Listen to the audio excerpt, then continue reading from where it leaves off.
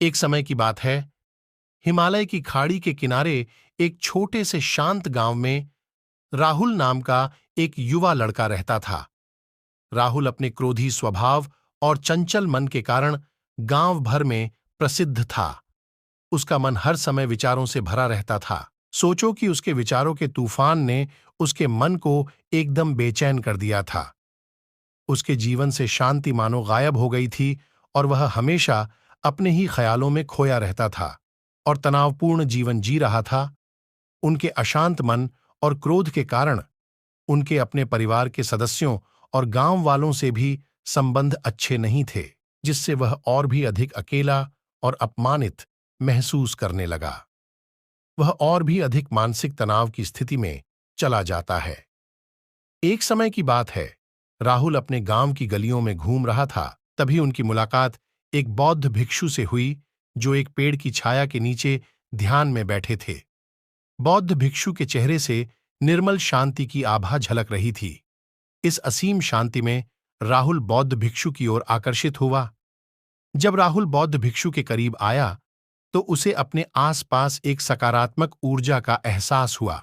भरत को एहसास हुआ कि इस असीम शांति और सकारात्मक ऊर्जा का स्रोत कहीं न कहीं इस बौद्ध भिक्षु के भीतर ही है। इसलिए वह वहीं बैठकर उसकी आंखें खुलने का इंतजार करने लगा। थोड़ी देर बाद जब बौद्ध भिक्षु की आंख खुली, तो उसने एक युवा लड़के को अपने सामने बैठा पाया। बहुत तनावग्रस्त और नकारात्मक भावनाओं से भरा हुआ लग रहा था।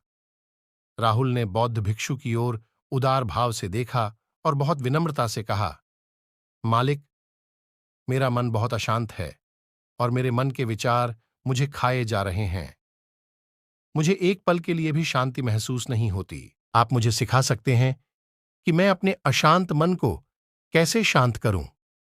बौद्ध भिक्षु ने राहुल की पीड़ा को समझते हुए करुण दृष्टि से देखा और कहा, मेरे प्यारे बच्चे, मैं तुम्हें एक कहानी सुनाना चाहता हूं। इस कहानी में मानसिक शांति और खुशी के रहस्य छिपे हैं। आप कहानी सुनना चाहेंगे? राहुल ने हां में सिर हिलाया और पूरी एकाग्रता से कहानी सुनने को तैयार हो गया। उनके अंदर जिज्ञासा चरम पर थी। वो कहानी सुनने को बेताब था। बहुत समय पहले की बात है, एक नगर में शक्ति नाम का एक आदमी रहता था। शक्ति बेहद महत्वाकांक्षी व्यक्ति थे और उन्हें हर काम में लोगों से मदद की जरूरत पड़ती थी। उसे किसी से असफलता और बुराई सुनने को मिलती थी तो वह गहरी चिंता और तनाव में चला जाता था।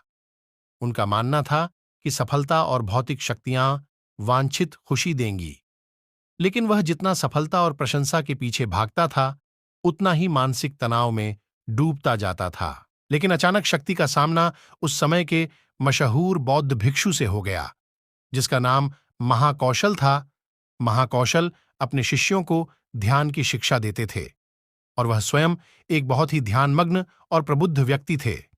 महाकौशल की अद्भुत एकाग्रता से प्रभावित शक्ति ने उनसे अपने भटकते मन को शांत करने का उपाय जानना चाहा। शक्ति ने कहा कि महंत में हमेशा सफलता के पीछे भागता हूं और लगातार अधिक हासिल करने की कोशिश करते हो, फिर भी मुझे कोई क्षणिक संतुष्टि या आत्मसंतुष्टि नहीं मिलती। इस निरंतर बेचैनी के बीच मैं शांति कैसे पा सकता हूं?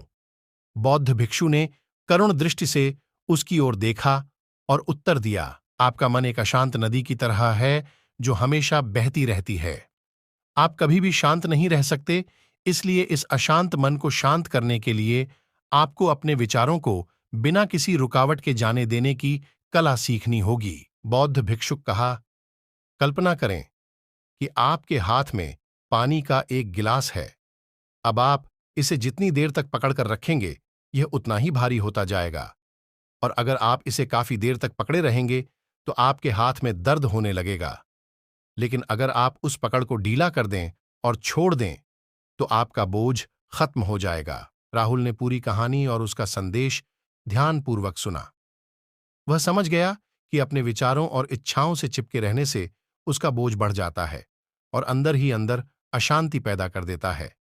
अब राहुल को कहानी का अंत सुनने की उत्सुकता से प्रतीक्षा थी। कहकर बौद्ध भिक्षु ने कहानी जारी रखी। एक बौद्ध भिक्षु की बात मानकर शक्ति ने विचारों को त्यागन, किसी पूर्व निर्णय के अपने विचारों और भावनाओं को आते और जाते देखता था। अब उसने विचारों को पकड़ना बंद कर दिया था। विचार उठते थे और अपने आप चले जाते थे।